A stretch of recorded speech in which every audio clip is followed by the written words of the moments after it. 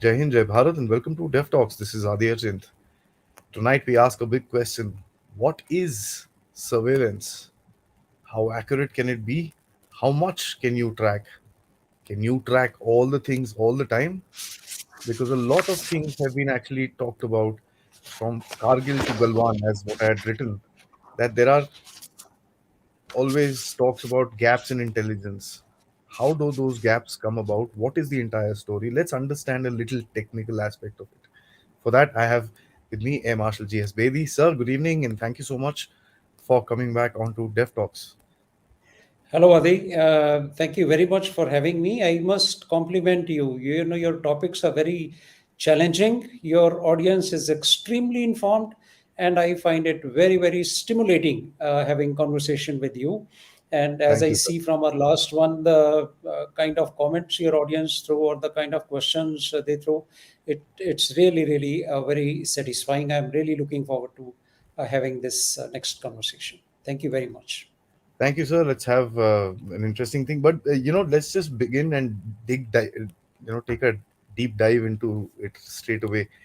This whole concept of surveillance, it talks about looking at things, looking at our adversaries movements and this and that. And in our case, with Pakistan being there is our adversary, which is the formal adversary, and then you've got the informal guys, as we know what has happened today again in Kashmir. There is a lot of expectations that come about from surveillance. Everybody thinks that everything can be seen all the time. Sab kuch sab, you can just have an eye on everything. Is that even possible, sir? That's the first question that I'll ask you. On a broad-based scenario, I know you've come prepared to explain this entire thing to us, but just in a broad-based scenario, is this even possible? Yeah, see, Adi, what happens is let's start from Kargil, since you opened up with that. Now, Kargil committee report, if you read it, it very, very clearly brought out that there were intelligence gaps or there were intelligence failures. It records in its report. We plucked those, but 2 decades later, exactly in 2020, again, the Galwan incident or Pulwama were again attributed to intelligence failure. In fact, there is an article in Foreign Post which went on to say that China was taking advantage of India's intelligence failure. So, what happened in these 2 decades? Why we were not able to do that. This is what we are going to talk about. Now, this talk will have a little bit of mixed flavor. When I say mixed flavor, there will be tactical aspects and there will be a little bit of academics thrown in, just which are bare necessary to understand those tactical parts better. Now, in the beginning, I also wish to, tell or compliment you on another aspect about your audience that some of them or most of them are very, very security conscious. That is, they have national security at the uppermost in their mind. So this talk at times, when I talk of experience, my experiences, etc., it may give an impression at times as if something confidential is being talked about. Now, rest be assured that whatever I say here is declassified information. It is available in open domain. Now, I just have to find it, and my contribution is that having experienced those aspects, I know that something like this happened, so it's easier to find that information, and I stitch it together and present you in a comprehensive manner or which can be understood easy. But everything that is said here is very much available. In fact, if your audience is interested in questions or later on in comments, they can ask about a particular event that I mentioned, and I can provide even the reference to that or any further thing. I thought it was important to clarify that because we are going to talk of intelligence and surveillance. Now, generally intelligence is covered in a broad brush. You say intelligence failure. Whenever I didn't know something or I should have known intelligence failure, fair enough. But intelligence has got, many aspects into it. There is human intelligence, there is communication intelligence, there is electronic intelligence, signal intelligence, and above all, the image intelligence. Human intelligence is very, very important. When you talk of that, the overall intelligence game. Now, people have seen the movies like, which glorify human intelligence of Ek Tha Tiger or Razi. Trust me, the life of those guys is not as glamorous as shown. It's a sheer hard work and lot of risk. The problem with human int is, while it's very, very authentic, there are delays because human int travels from human to human. The way it denotes, they don't take many chances with the going on a communication circuit. So it delays kind of thing the by the time information reaches, and especially if it's of timing is the sense. And also, to some extent, there is always a doubt of this double agent thing. You are never sure that the guy who's providing you human int, what is the authenticity of it. I'm sure they have checks and balances in place, but then double agents do exist. Let me tell you a short story at this juncture. In World War II, these German spies, they were being caught in England or with allies. Now, I learned this while I was in London. That they would catch them and execute them. That was the norm. Till somebody came up with an idea that why not use them? They pardon them, pardon their lives. See if they are able to do spying for you on the other side. And some of them would agree. They said, okay, we are ready to do that. Now they wanted to keep it a secret. Now, how would they keep secret? They opened a special dossier or a special file for them, which was called Section 20. So all these guys who were enrolled under this double agent kind of thing were called Section 20 people. So they would, if someone had to call somebody, would say, okay, get me that Section 20 guy, or, on file it will be written 20. Now, we all know that how do you write 20 in Roman? 10, 2, 10, 2 x's, that is x denotes 10. So Section 20 was written like 2 x's. Now, guys from Section 20, they would come says, get me 2x guy, and that x, since it appears cross, so the term double cross originated from there. So this is how you people say, no, don't double cross me, means if a guy is talking this side, that side, that side, this side, you say this guy is a double cross, you're double crossing me. So that is the origination of the term, that double cross. So they would say, okay, get me that double cross guy. So he came to be known as double cross. Okay. That is about human int. Now it is very important. Then we come to communication int. Communication int is, you are monitoring all the conversation on mobiles, on radio sets, on setcom, on etc. Millions and millions and millions of conversations. You see how many mobile phones are there, and they keep changing their SIM cards and whatnot. And 90%, I would say more than 90% of it is trash. It is Hmm. just very few information, from where you have to take out the actionable int, on which you can act. It's a sheer labor, and there are chances that howsoever much you take care, one odd communication here and there, and it's a cat and mouse game, will get missed. That is why now they are talking of, getting automation into it. That with the very refined programs, it can swift through a lot of communications and probably give you actionable int. Then we talk of electronic intelligence or signal intelligence. Both are kind of similar things, where you are monitoring not the communication but just the signals originating. Interestingly, when Russian buildup was happening over Ukraine, war had not yet started. There is a site Bellingcat.com. They do kind of investigative journalism. So a guy there had reported, while I was surfing through, that there is some indication that Russian soldiers are amassing next to the border. And how did he know this? I'm just indicating how laborious it is. He monitored some guys. He picked up a signal. You know what signal? Not signal in a typical way. On the social media, that suddenly one odd guy, two odd guys had started reporting that I am here, because they must have been told you are not to reveal your whereabouts, that you are going there. Now, to overcome that, they started reporting wrong places. Suddenly, take for example, I am here in Delhi, in Gurgaon, and I am sent to border, Amritsar, and nobody tells, I mean, someone tells me that you will not reveal to anyone that you are going to Amritsar. And now, overacting sort of thing, I start posting on my Facebook, oh, today I visited Qutub Minar, it was very nice. Next day I say, oh, today Ambience Mall looks very good. Today this. So somebody would pick up this, that this guy generally doesn't do this. So how come, suddenly he started doing this? And now they stitch things together, one to the other, to the other, and they friend to friend, friend of friend, and they could actually give a report that there is some kind of buildup happening across the border. This is was to demonstrate their technique. But if you have to really build up in, then all this hard work takes place. And we also know that during Balakot, if we read the reports, that NTRO reported that they had picked up 263, to be precise, mobile signals in that place, the place which was bombed, saying that so many people had gathered there.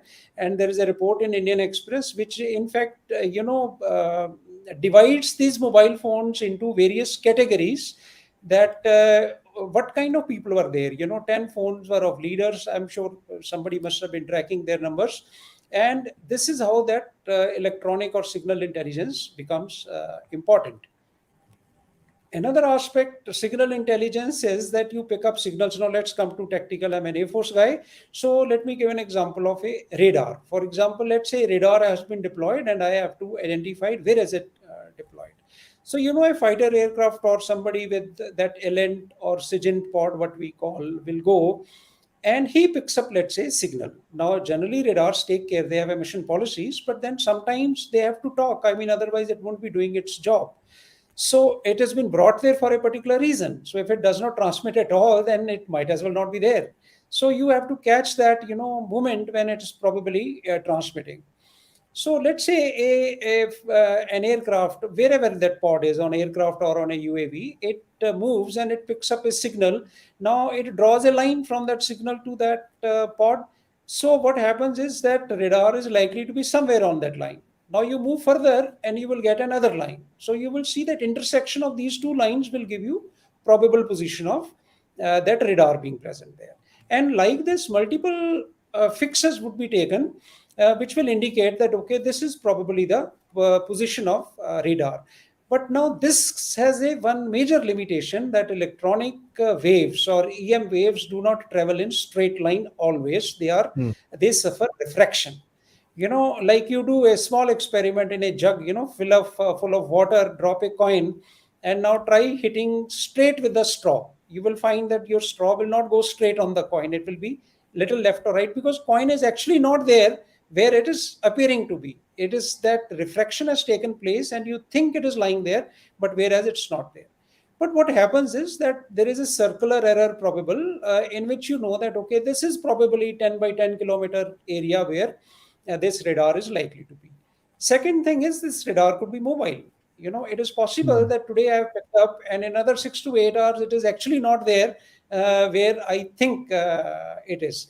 Also, it has moved slightly, but that also can be somewhat gauged, implying that every radar or any vehicle, how much can it move in that much time, can be somewhat calculated. Now, if someone says that, well, you can put it in an aircraft and take it far away, that logic will not hold good, because it was brought in that area for a particular purpose. I mean, if it was not required there, then why was it there in the first place? So they also have, radar deployment. You have to fill certain gaps. So that is why it was brought there in the first place. So anyway, what I'm coming to is that this particular thing, where you know that probably a radar is there, it has to be confirmed. It has to be confirmed how? By image intelligence. That is where you have to take picture of that area, that, okay, this is probably where the radar is, and this is I have to find out. So you take pictures through your UAVs or through satellites, which will become that. How does that take place? Also, image intelligence is very important, because if you have to target, how are you going to target? Tomorrow I have airfield, so picture available, I have to analyze. You need image intelligence to tell you, even if you get human intelligence, electronic intelligence, but for targeting or for analyzing what exactly is happening, you need image of that place. That is why that image intelligence becomes very very important, which is always there. But what you are saying, that we have satellites, we have other things, then why are we not able to continuously monitor that area, which I will just explain you that while it is desirable, it should be done, but what are the hiccups? Now, what happened is, uh, after all that, we say that intelligence failure took place. Now, intelligence failure means, what is it? Are these guys sleeping? We have so many intelligence agencies. All three services have got their intelligence wings, Air Force, Navy, military. On top of that, DIA, Defense Intelligence Agency, came up. Then there is NTRO, then there is RAW, then there is IB. So all these people are there, which are doing their best, but still, things don't happen the way we want them. When Kargil happened and a lot of gaps came out, then we went into an overdrive. During Kargil, we had no UAVs. All this UAV procurement took place after that. We had satellites, IRS series satellites, very, very rudimentary satellites, not very good cameras. And they had, resolution like 72 meters, or in best case, 36 meters, things like that. Very long revisit days. So then what happened? Then some Heron and searchers came up with some capability. We bought some recce pods and we developed some reconnaissance capability. Now, it is important here also to understand the subtle difference between reconnaissance and surveillance. Why both on the surface of it may appear somewhat similar. But reconnaissance is when you have some kind of inkling or knowledge that something could be there and you want to confirm it. So you do reconnaissance or do recce of that area. Whereas surveillance is just looking into void, waiting for things to happen and see if something comes up Hmm. there. And if I have to draw an analogy, if you need a torchlight for reconnaissance, then for surveillance you need floodlight, not one, multiple of them. It is like an area surrounding an airfield. Or if I draw an analysis of a jail compartment being kept under surveillance, that anybody who moves should be visible in that area. Whereas reconnaissance is that, like I said, that you Targeted. are kind of Hmm. drawing confirmation. Yeah. So with these Herons and searchers, what we had was we built up mostly a reconnaissance capability. And even if the satellites were there, they were very, very rudimentary, like I said. And then in 2005, we started launching the electro-optical, the Cartosat series, more which had little better cameras. And now the problem with these satellites is that they could see only during daytime. What happens is the satellites, when I explain its orbit slightly, they are in sun synchronous orbit. Hmm. That means at anywhere over the period of anywhere over Earth, they will pass at the same local time. And this local time was so adjusted that it would be 10:30 in the morning time. So every time over India or over China or over Pakistan or over England or over USA, when it passes, it will be 10:30 morning local time, because this is how it's a synchronous with the sun position. How it happens, I will just explain in a while when I come to that academic portion of it, right? Now, there are other satellites also. Worldview is there, GOI is there, Planet Lab is there. Some satellites have 2:30 as time, some satellites have 10:30 as time, but that is fixed. Why 10:30 or 2:30? Why not 12 o'clock when sun is up? Because generally, when you take a picture of Nadar means directly below you. You go to a photo studio.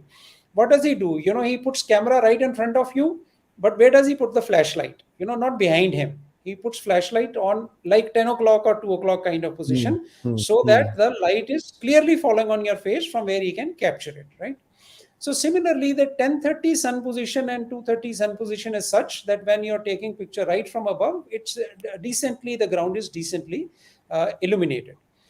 And why not at night? Now, what happens is IR capability is not there to take pictures at night still in most of the satellites.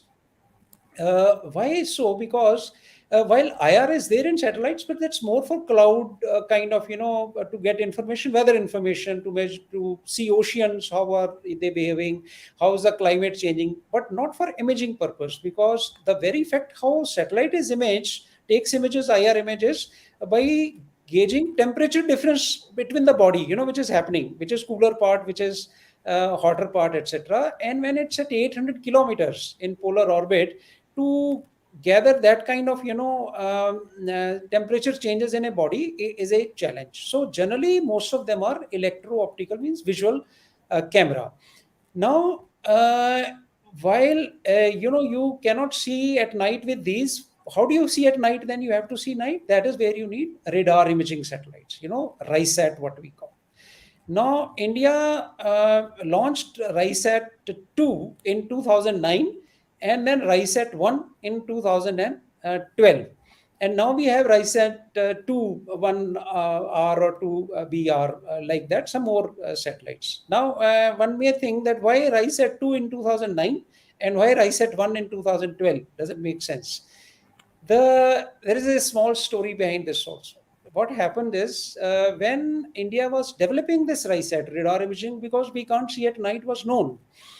So work had started, like 2005, the other satellites went up. And while the work was on our radar imaging satellite, 2008, 2611 happened. Where we realized that the inability to see at night was a major hassle, and we had to develop this capability very, very fast. That is where Israel helped. So it helped India to launch this satellite, RISAT 2 radar imaging satellite. So that is what we termed as RISAT 2, and Indian program remained as RISAT 1, which ultimately got launched in 2012. It just re-entered in October 22, the Earth orbit, while the other RISAT series went up. Okay, and why did Israel help? Israel's position, if you see, Israel cannot launch satellites eastwards because it has all enemy countries eastward. And generally, it pays to launch satellites eastward. That is why we have our launch stations at Andhra Pradesh, east Yeah, coast. eastern coast. Okay, eastern coast, because the satellite, it helps the satellite gain altitude when it is launched eastward, because Earth is rotating west to east.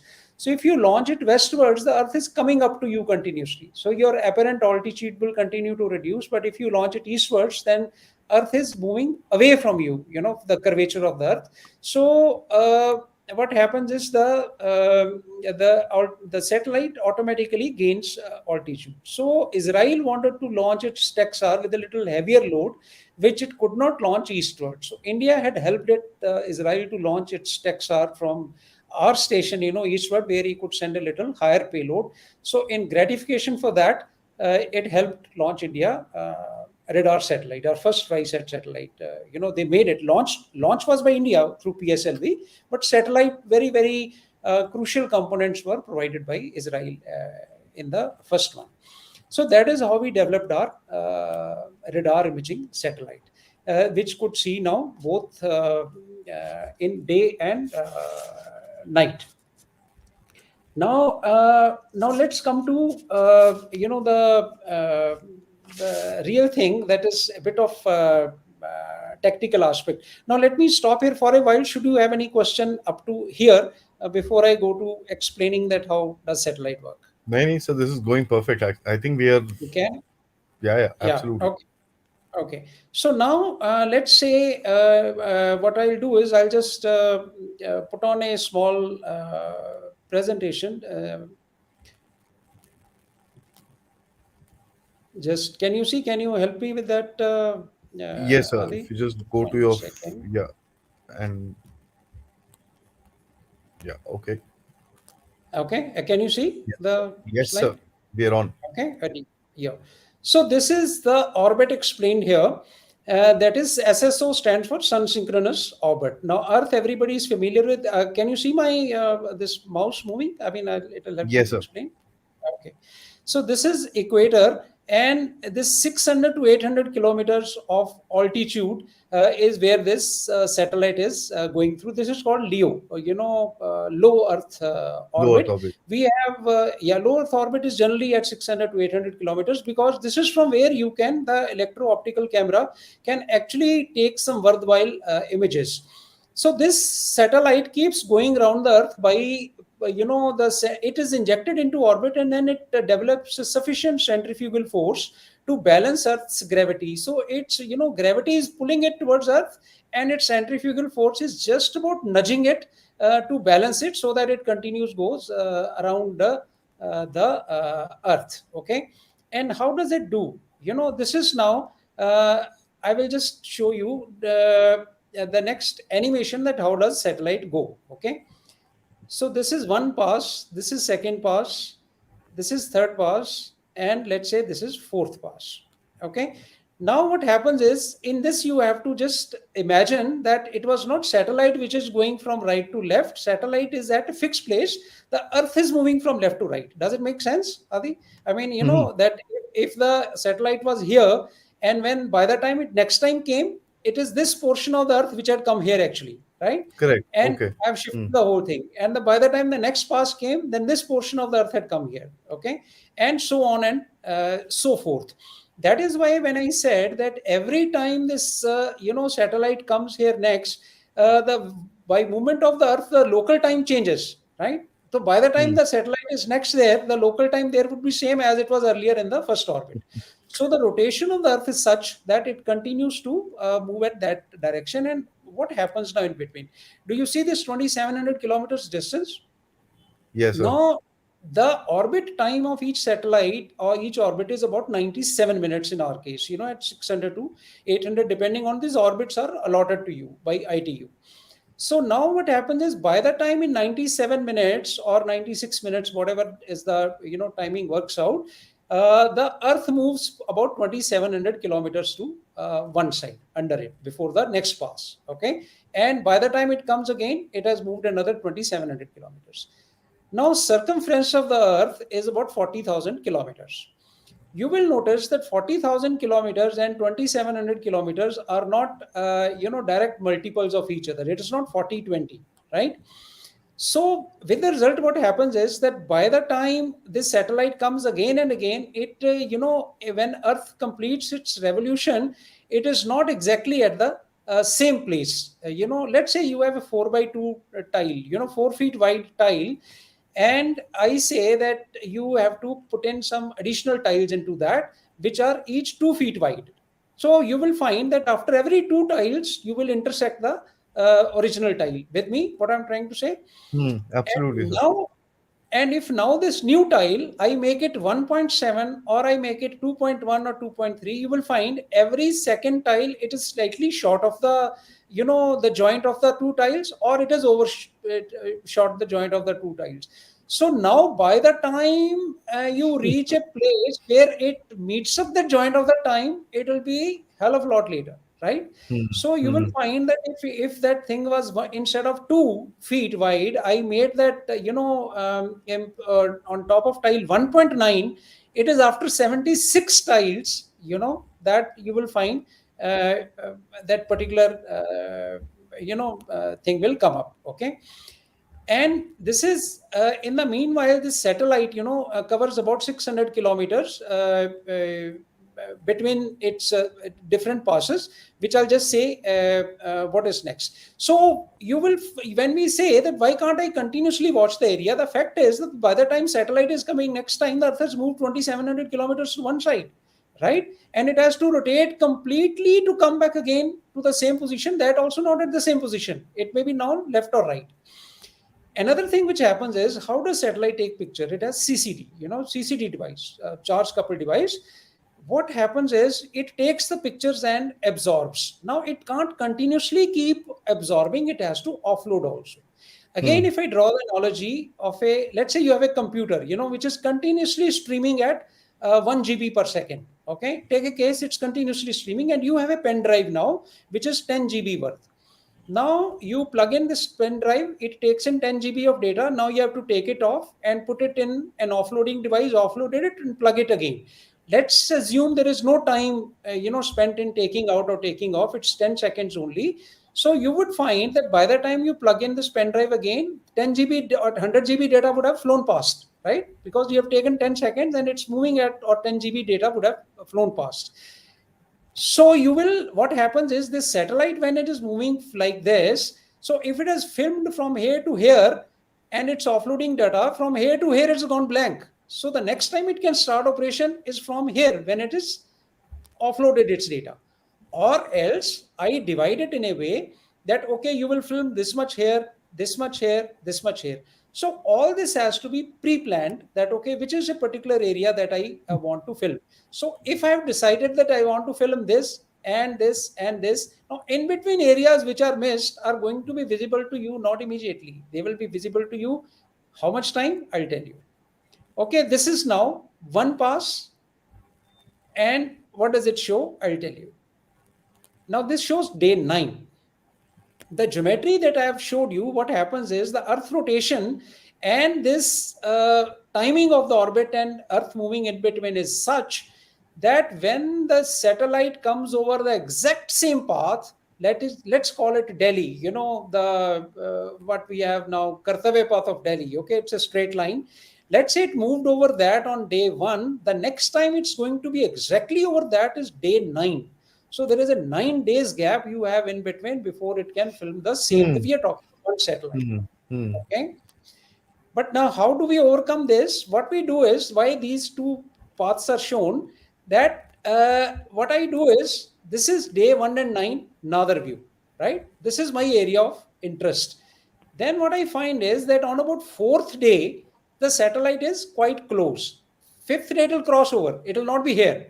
So I can tilt my camera by about 10 degrees and see the same place. Now this tilt of camera, was introduced later to overcome this. And I find on day 4th, I can see something. And on day 5, I can see something by tilting camera about 16 degrees and see the same place. And day 1 and day 9, I will have the another view. But there is a problem with this. Now take the case which I said, that photographing you from straight. Now this photographer was to take your passport photograph from 16-degree offset or 10 degrees offset. You will not get the details, right? The All the entire details. angle is different. Hmm. The entire angle is different. Okay, so you will get to know something, but it will have its own problem. Okay. And now another thing what happens is, if I say, why can't I have a wide angle? Let me see more and more. Okay. When you see more and more, now you find that if the area is less covered, like sharp image, you have pan image, your resolution is better. That is about 0.8 meters. You make little wide area. This is a linear imaging self scanner. Okay. You want to see 141 kilometers in one go. Your resolution will go to 33.5 meters. And you want to see very wide angle 740 kilometers, your resolution will be 188 meters. Now this is something like your normal camera also. You keep zooming in or zooming out, the resolution will keep changing, how clearly you can see the picture. So something similar happens here. Okay, now can't I do anything about it? You can do something about it, which is by inclined orbit. What we explained to you was the polar orbit. Okay, Hmm. in Up to polar down, yeah. orbit, that particular problem is there. But if I do inclined orbit, then you will find that it is not sun synchronous anymore. So it will keep going round and round, and you get many revisits. But what is the problem with the inclined orbit? Inclined orbit ka problem is that it is, whatever is the angle of inclination, it will go cover only plus minus that latitude. In Hmm. sun synchronous, it's giving you entire Earth, right? From top to bottom, entire world you can, one by one, one by one, one by one, you can map. Okay. But in inclined orbit, or radar satellite, RISAT 1 that we send is a polar orbit, and it would pass 6 a.m. at the morning and 6 p.m. at night. Incidentally, every satellite, that is even EO satellite, passes over the same area twice, one in the morning, one in the night. But since night we are not imaging, that is why I did not say that has got any value. Only daytime it has got value, because you would appreciate that when it's passing 10:30 daytime over America, it will pass in the same orbit 10:30 nighttime over India, right? And vice versa. So this is how it happens. But in RISAT, what happens is, in other orbit, inclined orbit, there's Rayleigh satellite that I mentioned, which ran, its inclination was 41 degrees. So it filmed, or it gave you pictures of plus minus 41 degrees. The current RISE satellites that we have, I mean, if you Google or go to NASA, this ISRO site, it will tell you what kind of satellite it is. It has got 37-degree elevation. Why 37-degree elevation? And you go to Google Maps, it will tell you that the entire India from north to south, and entire Pakistan, from northernmost, is 37 degrees latitude.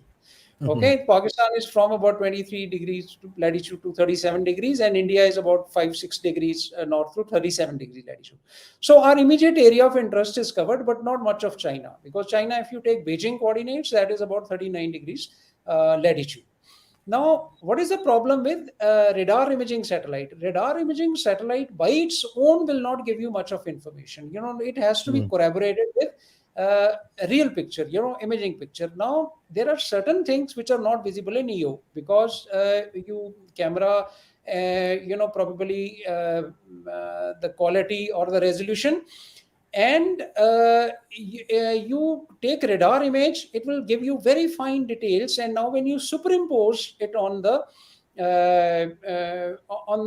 radar picture, then it gives, it helps you a much way better in both coordinates, or getting the finer thing. Now, just one finer point, that when we say that, okay, one day, fourth day, fifth day, passes, revisit time, and I have more satellites. Now, it's not only that India, we have to use Indian satellites. There are commercial satellites available. Planet Lab has got satellites, GeoEye, Mm. QuickBird, Mm. so many Mm. things. So I can buy images, I can task them, but they have to be told in advance. Okay, you have to give the requirement that, okay, I want this area in so and so time. Okay, so you give, it is expensive, so you give your money for that much, and it happens to be clouding, just too bad. Just see, a new image will not come over cloudy. Okay, so that area is covered in cloud, just too bad, you have lost your slot. Now plan for the next one. All I'm saying is that, this myth that, okay, get me an image of 11 o'clock. Okay, at 11 o'clock, commander is sitting, he says, okay, tell me what is happening at 3 o'clock. It is just not possible by EO satellites. This is not how they function. These will function only in an inclined orbit, where there are satellites in inclined orbit. There you can give a little more closer requirement, and you will get probably a quicker input, but not like, by half an hour, by 1 hour, by 2 hours or something. But the kind of operations that we said, where buildup is taking up slowly, etc., these satellites definitely can give you, decent information that what is happening. Probably you know which area to scan. Now, I, with all my, technical appreciation, I say, okay, these are the important areas. I got some signal intelligence, some human intelligence. I say, okay, this is the area I need to watch.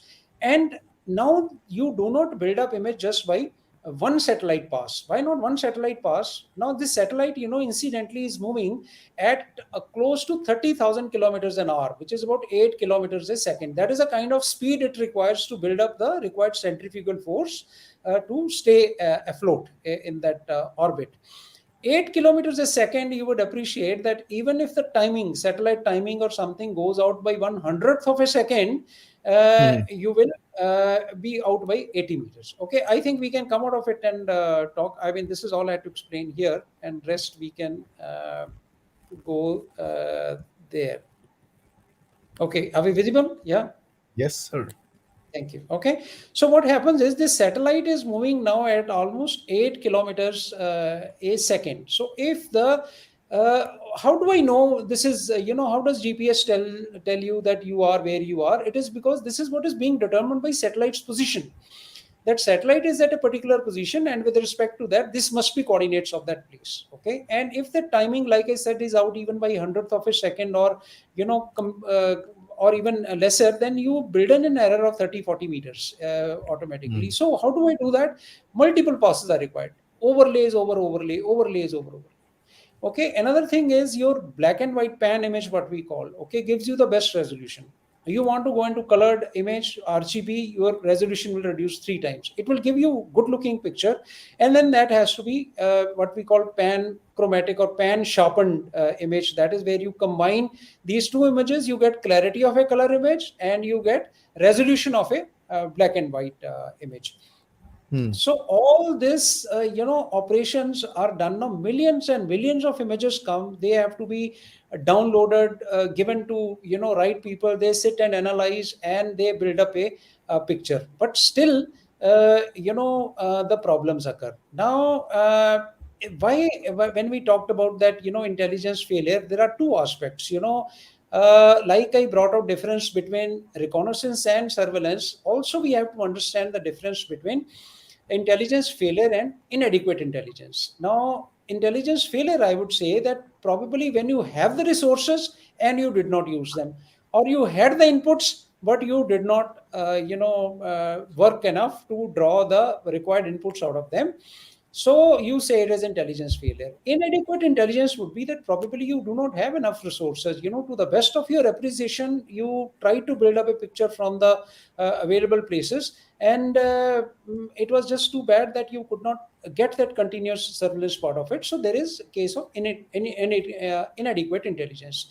Now, if you come to Kargil, I would say that it probably was a case of intelligence failure. Now there is, former IB chief, Mr. Dulat, and also raw chief Vikram Sood, they are on record saying that multiple inputs were indeed available on the build-up of Kargil, that people were moving and things were happening, but somehow we missed those signals. So essentially, that will be intelligence failure. But when we come to Galwan, etc., we have inadequate number of satellites. We do not have a Hale class of UAV. We covered in that our UAV episode, and somewhere else also it must have come up in your talks. That persistence surveillance is an issue, and unless you have persistent surveillance, you will keep missing these things. We do not Hmm. have enough imaging satellites world over. There are not enough imaging satellites. Yeah, What I happens? mean, Yeah, there are few as compared to communication satellites. There are about 5,000 active satellites. About 11, 12,000 have been lost, have been launched, and about 5,000, 6,000, figure varies, are active satellites, out of which not even 10% are imaging satellites. Why mhm. so? Because every second guy is using mobile phone, but every second guy does not go to shop to buy a satellite image. It is only for military use. So these people do not find it active, and plus they Return are on dual investment. use Return on investment. investment is not there. Absolutely. And now what happens is they're also dual use. That means it's Earth observation satellite. It has to do a lot of civil stuff also. It has to map Mapping. the Yeah. fields, it has to map the oceans, it has to give you weather reports, etc., etc. So in between, they have to do imaging also on demand basis. So it is expensive. So we have, border of, 3,500 kilometers on one side, about 3,400 kilometers on one side. I'm not counting Bangladesh and Myanmar and Bhutan and etc. To a total boundary of India is incidentally 15,000 kilometers. But with all the countries. But okay, leave that aside. Even if 7,000 kilometers of stretch has it, at least up to 20 kilometers depth has to be mapped, then you're talking of about a huge area to be kept under surveillance. All the world's satellites put together cannot give you continuous surveillance over this area. You will have to prioritize. If you have to prioritize, then obviously your appreciation of the area, what is happening where, etc., will have to be more. I think sharing of intelligence is very, very important. All these, interagencies have to build up a comprehensive or common end picture, which clearly came out in, Kargil scenario, that different agencies had picked up different signals, but there was not a comprehensive picture available, which could be analyzed. So I think in the times to come, when we talk of gaps, firstly, it is not possible so much from economy point of view. By laws of physics, yes. I mean, you tell me, okay, I'll give you 1,000 imaging satellites. Yes, I will give you every half an hour report. Okay, 500 radar satellites, 500, at my disposal only, and full defense budget will go into imaging only. Okay, but at the same time, if we have to be practical, then these are the issues that we need to be aware of. I thought it was important for people to understand that even with the best of efforts, why do the gaps in surveillance take place? We need to do more. There is no doubt about it, and it is happening. uh, the Indian space sector has been open to private sector now. NSIL is a commercial arm of ISRO, which is now launching commercial, about 400 commercial satellites they have launched now all over the world. Okay, and our own guys have started making, but unfortunately everybody is launching broadband satellite. Everybody wants to do that kind of activity. Transmit. Probably when yeah, and not that that's not important, that's an important part of economy, it is required. But since we are talking on the subject of intelligence, I think more imaging satellites, more Hale class of UAVs or surveillance platforms. We definitely need to invest if we want good surveillance capability. Picture. That was my piece, Adi. I Whatever mean, more you have what to you ask. mentioned is an eye opener, sir. As a matter of fact, for people who kind of crib around the place, ki yaar, intelligence so raha tha and this and that. But that also tells us that's going to be the same problem with the enemy as well. It's not that he has 5, 6, 10,000 satellites to keep a track of every one of our movements. So Absolutely, absolutely. it's a balanced affair, and that's something that we need to understand, and it's going to be the case for a while now.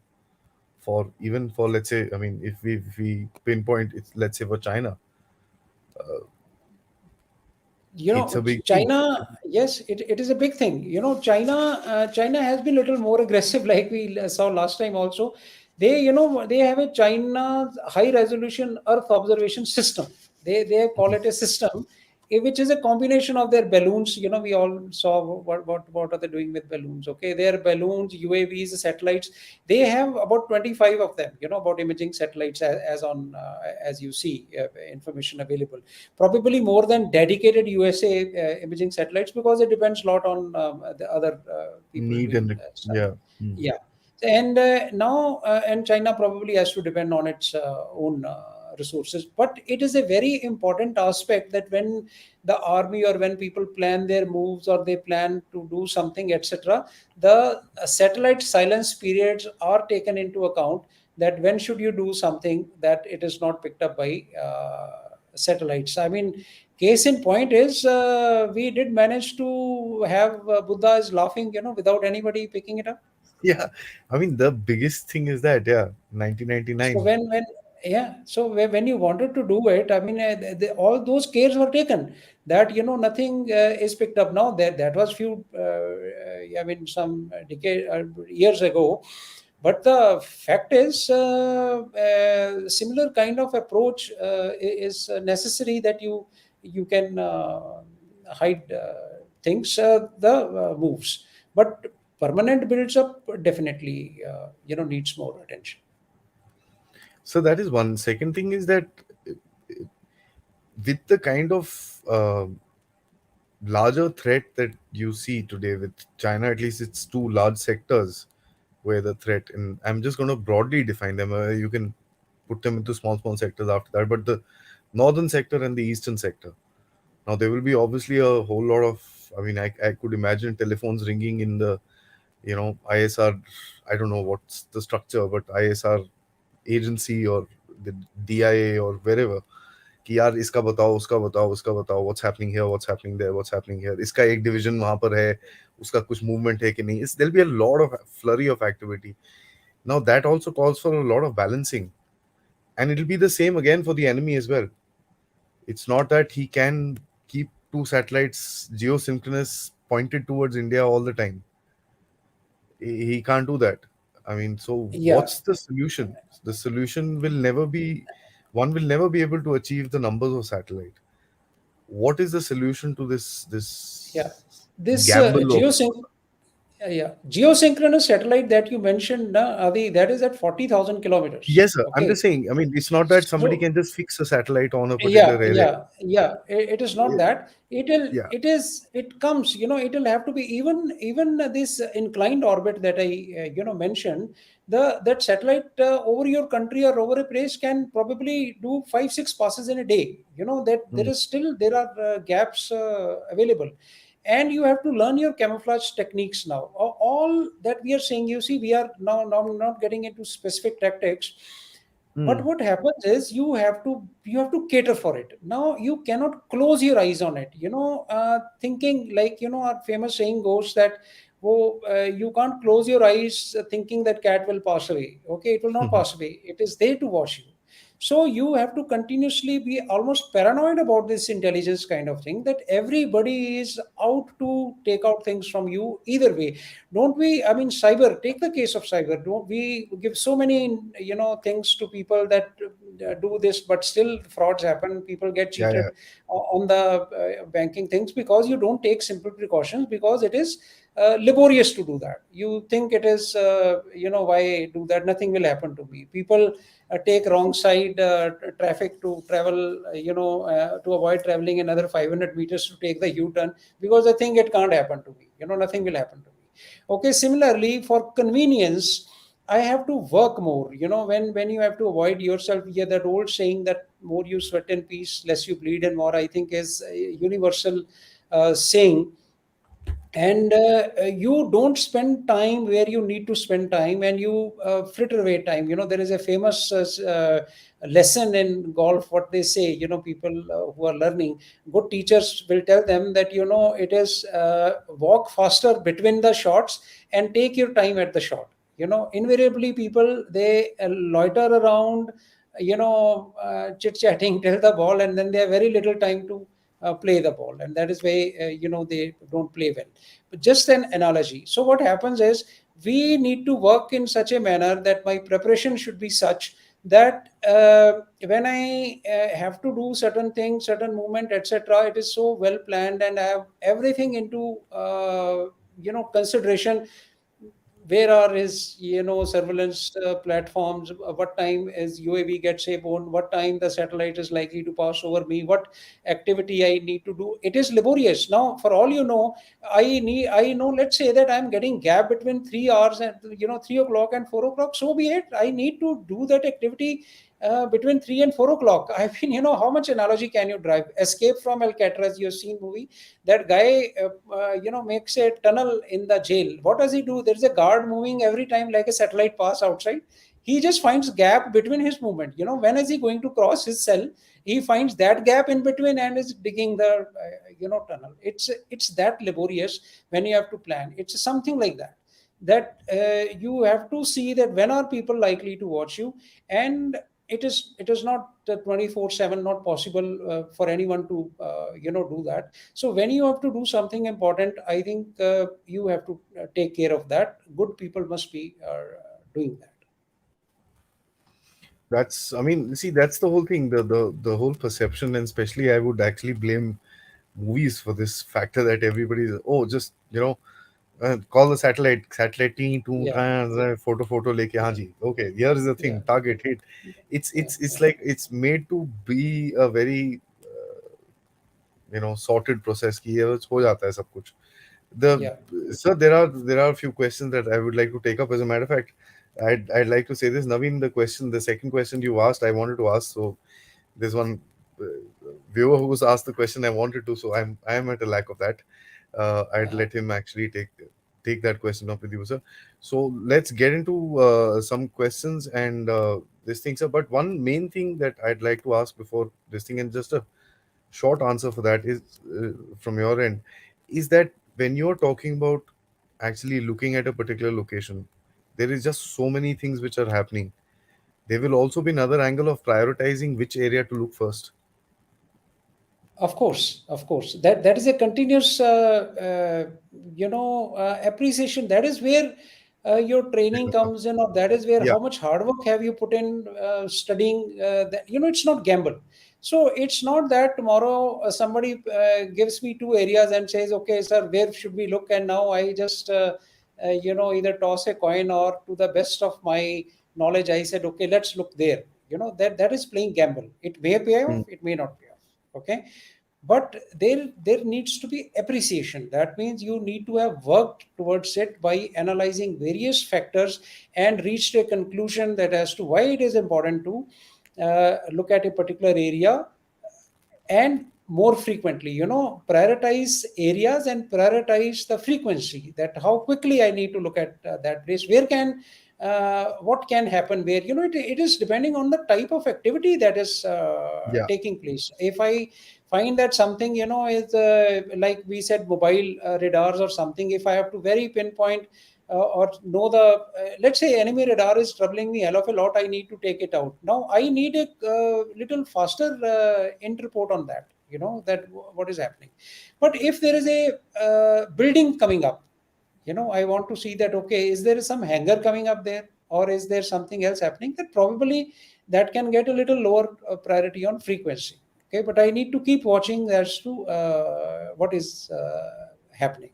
So the builds up the way they are happening, suddenly you are not able to see build up. That means those people, either we did not pay attention, we did not have resources, we thought that nothing much would happen at when it did not fall in our priority area, or those people took time to hide, do things in that silent periods. It's combination of all. That's an interesting, I mean, thing. Now, I mean, which again brings me to a point that when we talk about int picture, a complete int picture, I think that will be a combination of satellite, radars, imaging, EL, Everything, whole everything. lot of things. So which will create a whole picture for somebody to, okay, this is what is happening there. Decision, yes, yes, that is what comprehensive, end picture, it keeps getting talked about. But what happens, they say, knowledge is power and information is superpower. So Hmm. what happens is, anybody who has information, there is another problem, human int, when we talk of or something, etc., why people don't reveal some information very loosely, because they're always afraid of revealing their sources or resources. That if something, he will take time, make something out of it, not immediately blur it out, because otherwise, like I said, double agents, they will be present both sides. You don't know who's Hmm. acting as what. Hmm. You loosely say that, okay, this is what I have learned from there. You don't know who's listening next to you, who will say, okay, your this thing is leaked out. So even when you find out something, you have to keep it, under wrap for a while, confirm it, you do some other things. It's not that I picked up a piece of information today, next day I go and flag it out, okay, this is what I got. So it's a very laborious procedure. You're risking lives of people. So a balance has to be uh, attained there. Interesting. So that's something that one must actually learn about all Yeah. this before we next time we comment about certain things or type Yeah, and it online. is, yeah, people, I mean, it's good to know how things work. By all means, there's no harm in demanding more and aspiring for more, or being critical of it efficiency. But if it is a informed commentary, then it probably will mean something. Otherwise, it's just a comment. That's the whole Yeah, idea. then it's yeah, that's the main thing, and that's what I think happens a lot of the times. And I'm glad we've been able to actually cover up certain things, and it'll help a layman understand what's this entire game all about. So let's get into some questions. Yes, First please. one from Naveen. Thanks so much, Naveen, for your contribution. He says, "Sir, we got to see US int reports courtesy the recent leaks. In terms of detail, complexity, dashboards, graphics, etc., they seem to be at par with the best-in-class corporate reports. Where does our int stand?" Now, this is a very, I would say, this is more of a cyber-related issue, right? That this leaks, I mean, they earlier came out through WikiLeaks. Now this came out. Now you see, this is a typical case of that. There are people within your system, uh, who are targeting your information. In fact, today, the Department of Defense, now what they are doing there is, they are talking of a sentry class of software. Like, why sentry? Who? It's not that I come to know that there is a problem there, let me check that. There is going to be a soldier kind of software, which is going to be continuously moving in the entire network and finding out what is going wrong where. No, that is a very, very advanced way of looking at things. How does our system work? I think we have fairly advanced cyber issues. Now I can tell you from Air Force side, we have our dedicated network. Okay, the war fighting network, okay, FNet, Air Force Net. Similarly, each service has got, okay, there are some issues of joining them, but that they are looking at it. But they are very, very tight, very, very tight. They daily, almost very regularly, do kind of, self threat analysis. The CERT team gets into it. We do not allow, there are air gaps, there are whole lot of because the whole war fighting is going to take place on that. That is as far as the information flow is concerned within the services. Overall, in the home front, I mean, home ministry side of thing, I'm sure similar precautions will be there. But how potent it is, what kind of leaks are taking place, frankly, I'm not in a position to give direct answer. All that I can say is that in various briefings that I have attended, this becomes a major issue. Everybody flags it, and concerted effort is done that some things don't go out. But there are chances people are lurking, through from starting from simple things, from honey traps to, after all, they're playing with human minds. Who's involved in cyber, etc.? Where are they going to take out information? Are the human people, human beings? So a lot is being done. Probably in cyber, I think India is doing well. We are 20% of, I think, world's professionals, IT professionals from India. So if something is happening in USA on software thing, I think Indian agencies just have to say that we want it. People will produce the result. I mean, this is my belief. Interesting, sir. I mean, you mentioned about honey trap with the latest news which has come out about DRDO, the DRDO Yes. official. That, of course, is one of the questions somebody has asked. Of course, this is completely out of the subject, but these things do No, happen. happy to And answer that. Yes, they I do mean, happen. let's take it up, since a 59-year-old Yeah. scientist at a DRDO laboratory in Pune has been arrested on charges of spying and sharing security sensitive information with a suspected Pakistani female intelligence agent, all too common. Yeah, this is something that happens all around the world, as a matter of fact. So, Yes, happy to share a personal experience, Avi. See, what happens is, really? this is, you need to educate people. Okay, Mm, all these. I don't know whether this poor scientist ever met this female. Probably it was just a picture. Okay, or maybe even if he met, in a proxy or something. Most of the honey traps happen on cyber, or on the social media, or on, this thing. How it happens is, that very innocuously, there was a case. I mean, it is covered in the in educational classes kind of thing, when they train people for it, or we used to tell our people. Very simple thing. There is a gentleman, a warrant officer or sergeant or however, that kind of thing. Now see how innocuously it happens. He goes to a shop. He daily they go and have a look at some shoe or some this thing, but he cannot buy it, and he comes back. There is someone watching. Okay, now he sets up a trap. He is also there at that shop. I mean, I'm talking of many years back. Okay, 2007 8. He goes to that shop, and he tells that shopkeeper that, yeah, he's my relative, and poor, I want to help him, but he will not take help from me. So what you do is, you give him at whatever price he says, I will compensate you. So now when this guy comes to buy this thing, this guy comes, he says, hey, come on, हमारे देश के फौजी हैं, this, that, you can't do this, please reduce the price. And that guy reduces the price, and he buys it. Now he becomes friend. So when he becomes friend, then he invites him home, because he's grateful. He's got gratitude towards him that he helped me, and he comes across a very nice person. So he comes to his home, they build a friendship. Now he starts asking, okay, what happens? Kitne charge udte hain, blah, blah, blah. And slowly he just takes one innocuous information from him, which this guy thinks that it's nothing very great. mm, So it is very small piece of thing. How many officers are there in this station, or how much this is there. Or my son is doing some, or my daughter is doing some project work. She wants to know what aircraft. Can you get me a photograph of an aircraft which has got some weapon or missile on it, because she wants it. And now daily these aircraft keep going for exercise. Slapping a bomb on an aircraft is no big deal. So now probably he gives him some kind of picture, trying to help his boss. Now this becomes a blackmail, because it is under Official Secret Act that you cannot do photography inside the technical area.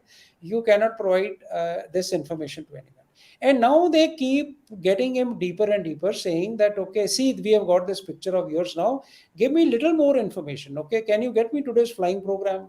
Can you tell me which squadron has come? No, this guy keeps feeling, okay, after this I will be let off. After this I will be let off. So one thing keeps leading to the other, and and he keeps getting deeper and deeper into it. Why I'm saying personal thing? Because I was commanding Sirsa in 2008 when these kind of things were told to us, and we had covered with the our entire station, that many people might be in similar situation. Why it is important to educate people, that should any one of you know why this, because we analyze why this guy kept getting deeper and deeper into this, because he thought no one is there to help him, and moment anyone comes to know, I'm in deep shit. So it was important to educate him that okay, this happens, this can happen, and if you find yourself coming into this, please tell authorities in advance, immediately, so that corrective action can be taken, and we can in fact track them and guide them as to what happened. On Facebook, many people will come to you as common friends. Facebook was Hmm. very good. Now you are not allowed to be on Facebook. When I went to London, you are on social media, you are supposed to be dealing with you're on WhatsApp also, etc., etc., because you're in social circuit, right? You're supposed to be watching social media as part of your diplomatic assignment, so to say. So somebody wants to befriend you, some friend request comes, and very impressed by Air Force officers, and I'm this and that, etc., etc. And there are few common friends, you see. Now they, because this person is already hooked on to beautiful some picture they will place there, and very soon they would start asking, what aircraft have you flown, what kind of weapons have you fired, what kind have you this. Now since we were educated, I remember telling one of them that you are very poorly trained agent. You don't ask these questions in third or fourth meeting, and just lay off. And we, reported this thing to air headquarters that, these numbers, etc. Be aware. I'm sure they must have done something about it.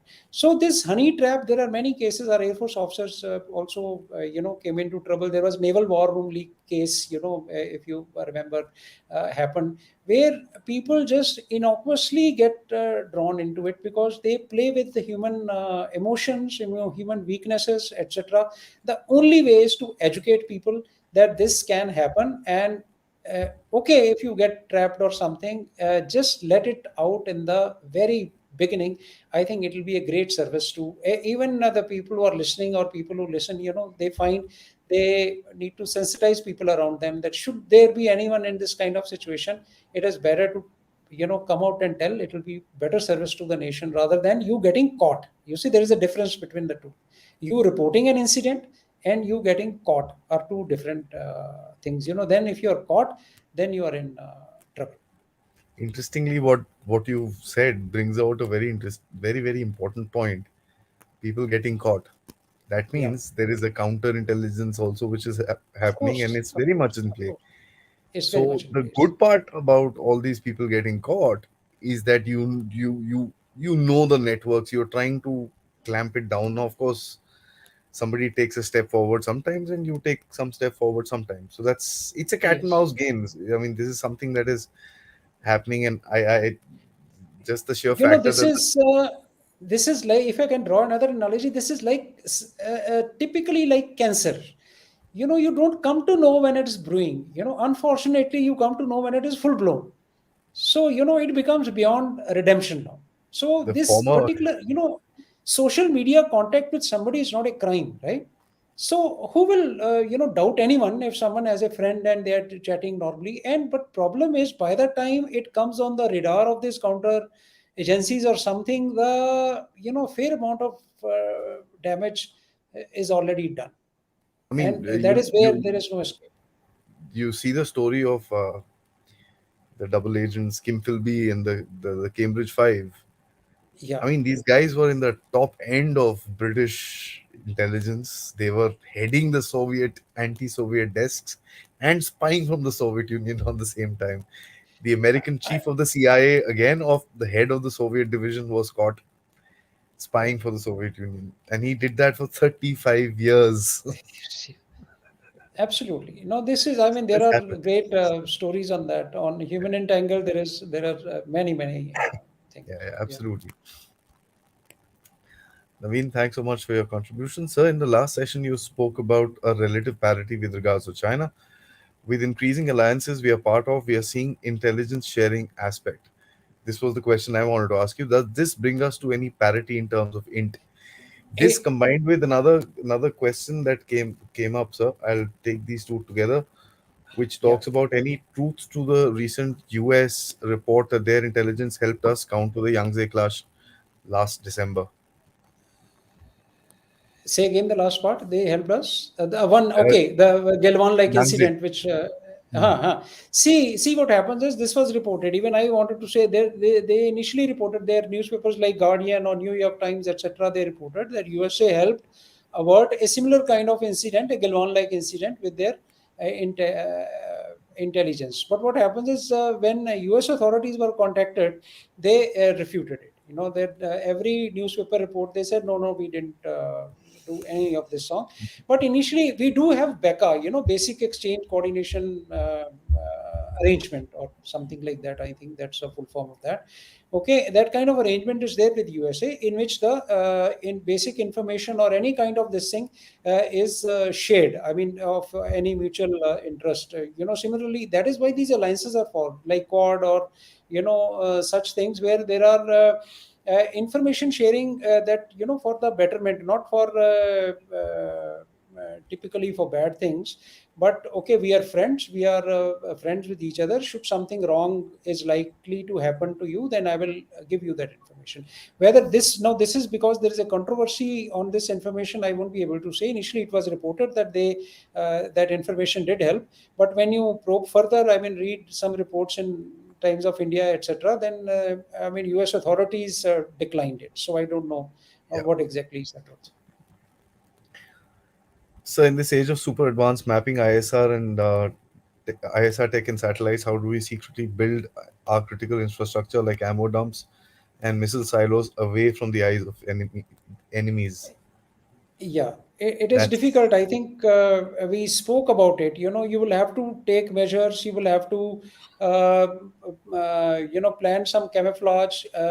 Every capability has a counter. Capability how to avoid that or how to confuse that. You can delay appreciation, or okay, take a case that okay, if I am building up something, he may know something is coming up. You can probably definitely hide what is coming up there. It could be command and control center, it could be ammunition dump, it could be some normal playground, or it could be something else for which now hyperspectral images have come. Technology which can see through the foliage, and but very expensive and very advanced, of course. It was because people started using countermeasures for this kind of normal imagery, that you will not be able to see what is happening. But it is hard work. It is hard work that you will have to plan. But let me tell you, if you plan enough protection or something, sooner or later, etc., these things are known of fixed nature, will come to be known.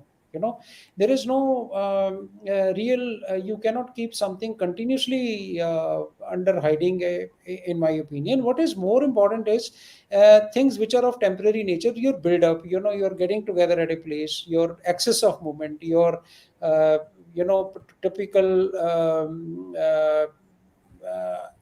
things moving at a particular place. Let's say if I want to move certain fighter aircrafts from place A to place B, now there is a lot of activity which precedes that. Some ground equipment is going somewhere, this thing is going. Now if you don't take care of these things, then you are probably letting out you're prompting enemy to look there, that okay, there is something happening, look here. But ammo dumps, etc., yes, to some extent you can keep them probably underground is an option. You don't have to stick them out.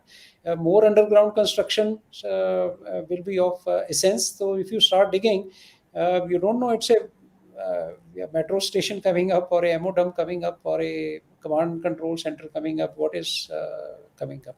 Uh, there are. and surroundings. Yeah, Please go ahead, sir. sorry. Yeah. No, that's what. So means the concealment, camouflage. There are various techniques now available where you can not only conceal your activities, what is coming up, and even after they have come up, to quite an extent, you can sort of overcome yeah, their revelation.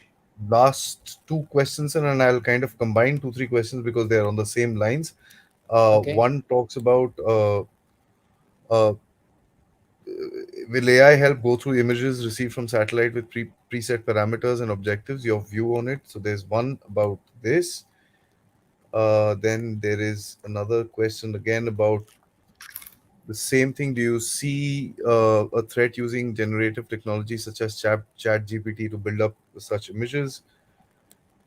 And what is the third one is, again, what is the global AI, global intelligent architecture? Anything in that, sir? Yes. Now, this is Chat GPT, and there is there is a news item today that DoD, one Department of Defense, USA, there one very senior officer said, he says, I'm scared to death by this Chat GPT or AI, right? So what happens is this AI, whatever you call it, there is no escape. Okay, I call it software solution. Okay, because now millions and millions of images that I called on tomorrow, like I myself saying I must have more satellites. Tomorrow, government tells me, okay, you got 100 satellites. Now, how do I use them? So much information comes. I say I need more communication intelligence, and in the evening, I find that there is a room full of conversations. Of 2,000 mobiles. What am I going to do it? You will need software solution to sift through that and give you actionable intelligence. But again, there is a lot of hard work required. What is AI? Artificial intelligence. Who trains artificial intelligence? Who trains me? My training is my experience. Okay, the which I have gained over 30 to 40 years of active operations. That what tells me what kind of decision to take. What is the training for AI? Training for AI is data, simple data, lots and lots and lots of data based on which it will train itself to give you a solution, and it needs different kind of data training. If I may give a small example, I'm fond of telling stories. You have a computer with no intelligence, normal computer, analog, which can do some calculations, and you ask, I have a choice between two watches. One is permanently stopped, and the other loses 1 second in a day. Which one should I buy? Now, a computer without any algorithm or intelligence algorithm will tell you, buy one which is permanently stopped. Why? Because it gives you correct time twice a day, whereas the Hmm. other one will give you correct time once in 236 years by simple LCM mathematics. Okay. Now, this computer, if you want this computer to give you a reasonable solution, which a human being probably would give, it needs training in life sciences, how time management works, what is the time importance of time management. All this has to be fed in. Feeding in simply mathematical equations will not work. Will not You will work. not get the answer. Okay. Similarly, this image intelligence, AI, it has to be there. It will give you you will have to use it, but the algorithms that you make for it will have to be very, very extensively researched and based on data, so that it gives you the right kind of prompt. Ultimate decision definitely will be that of the human being. I don't know when will AI be able to, or anything will be able to distinguish between soldiers and farmers. Let's say there are people there in the field. Somebody's having a farming implement in his hand, and another guy is having a Both can sword, have or some. let's say, AK-47 or some other thing in his hand. It has to identify that. You will have to tell that okay, what is what? What is happening there, right? So similarly, with extensive training in AI, you can do that. Chat GPT, what it gives you answer, it can give you academic solutions for, definitely. Ask it to write an essay for me on certain thing. It will probably blur it out, but where is it getting it from? It's essentially getting it from whatever it is available In the in open data domain, yes, sir. in the open domain. All what is happening is it is able to do that much more quickly. Now, if I had to write essay, I have to open link after link after link after link, and then come to some kind of conclusion. This guy will probably see all that within quick time and give you same kind of solution which I probably would have got after 20 searches. It will probably do 1,000 searches for you in quick time. So image intelligence, which came, that sorting out images. Firstly, you will have to still get images. There is no escape for that. Only thing is, you will feed in those images and tell AI that, okay, this is what I want, this is my algorithm, this is what helps me in fighting war. Based on that, what is the priority, or what is it that you think I should be doing? Where it will help is, it will not miss out things. It will not, if a human being blinks, it will not blink. If I, miss out some important information because I just had to attend a telephone call, that will not happen here. It will be seamless kind of data analysis which will be undertaken. It will be a great help. We have to learn to use it. We must train, the future leadership will have to train itself for this. We should not find comfort in legacy or old technology just because it is in the comfort zone. It is not going to be in the comfort zone. We will have to train AI and train ourselves so that both can be used better. It has a great potential. The short answer So, is. just the last question, sir, which talks about drones, which says why can't we use drones extensively at the unit level to uh, cover up for our vulnerabilities? And the second question, in the same line, Naveen, thanks so much for this one. He says, is first one AI you've already spoken about, sir. The India US critical and emerging technology sharing, how much is it likely to impact our int capabilities? Why I combined both of them? Emerging technologies, drone seems to be one of Yeah. the biggest thing which is coming Yes. out, sir. What would you comment on this? No, drones definitely. We have to, there have to be seamless operations. There is no substitute. One is not a substitute for other. Okay, because what drone can do, satellite cannot do. Okay, but drone has a limitation. This piece, the information or the picture has to be built up during peacetime. In peacetime, we have border agreements. We cannot cross over, and it has to stay well within our border. And from those heights, the depth that you can see inside enemy territory is not very great to build up a comprehensive picture. It is of advantage, it is of tactical nature. Then the kind of area that it can cover with our current capability, like I said, hail is a requirement. When it comes up tomorrow, it will be a great boost in our int gathering capability or image of all kinds of pods it will carry, even the ELINT pod, the EO, IR pod, etc. And the IR limitation, which in fact is there in satellite, is not there in drones. It can carry IR pod because it is a very low height. 20,000 feet, 30,000 feet, 40,000 feet, it can take very good IR pictures. So and it has got SAR also, synthetic aperture radar. So in fact, it gives you better information than a satellite can do, much clearer probably.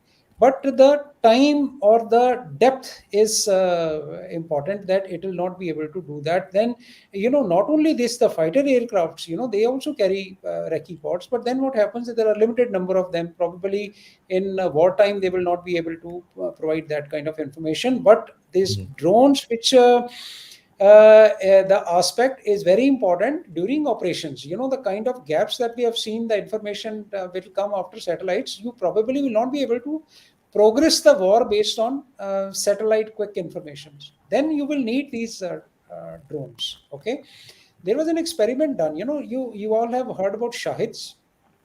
What is a Shahid? Shahid is a kamikaze drone. You Mm. say that, okay, you launch it, you don't want to recover it. It will go strike the target and come back. Okay, from balloons, there was in 2018, and I'm very much for it that you can have kamikaze serverless drones also. Why? Yes, Let's sir. say don't build up a huge paraphernalia with a drone. So my aircraft or balloon or something goes up, it just leaves hundreds of them over enemy area. Okay, it has got a simple EOIR camera which has got endurance of 30 minutes, 1 hour. I'm not interested in recovering it. Gets shot, gets shot. And it Mm. gives me entire coverage of that place, what is happening, and it self destructs after some time. And even if it's doing a lifetime relay, it's not recording anything, or even if it is recorded, even if enemy captures it, so be it. I mean, it's nothing, not a very great piece of Mm. Mm. equipment. Okay, these are the kind of things we'll probably will have to think and invest. uh, uh, Disruptive kind of technology. Swarms are basically have becoming a big challenge. Okay, so now this is not even swarms. They don't have to talk to each other, because I don't want them to do something very great together. Even if they go into each other, there's no big deal. Okay, so during the tactical scenario when the war is progressing, they will be of great help. The drone, what this young man asked, can't wish them away. Sir, I must say thank you so much for this lovely, informative episode. This is some one doubt that I've also heart of heart you keep asking yourself, yeah, how come we can miss so many things which is happening? This probably clears up a lot in terms of what we can see and what we perceive that we can see. Thank you so Perceptions much. are great, but the realities are much different than that. And as analysts and as observers, one must try and understand the reality so that one can actually make a better judgment of what is actually happening around the place. Uh, there are just, of course, so many security challenges within India, and I think a lot of it is attributed towards इसने ठीक नहीं ये करा उसने वो ठीक नहीं करा, but the challenge will always remain a challenge, and I think there are loads of things that need to be done to come up to a point where we can actually reduce the impact of these challenges. Sir, thank you so much for explaining this to us, for the No, lovely presentation, thank and you so much, and I must record, appreciation of people who helped me put this slides together. These are educational slides, which Air Headquarter uses to train people, etc. So people were kind enough, to so that I could explain, because their idea was to reach maximum people, and with their help, I could put this no, amazing, together, sir. This is the and whole animation helped I us understand how it yeah, works. thought it would help, yeah, understanding in a better. And thank you very much, Adi. Your audience, Absolutely. like I've already acknowledged, is simply wonderful. It's always a pleasure to have a conversation with you. Thank you Thank so you much, so sir. much. And Jai Hind. Thank you. Jai Hind.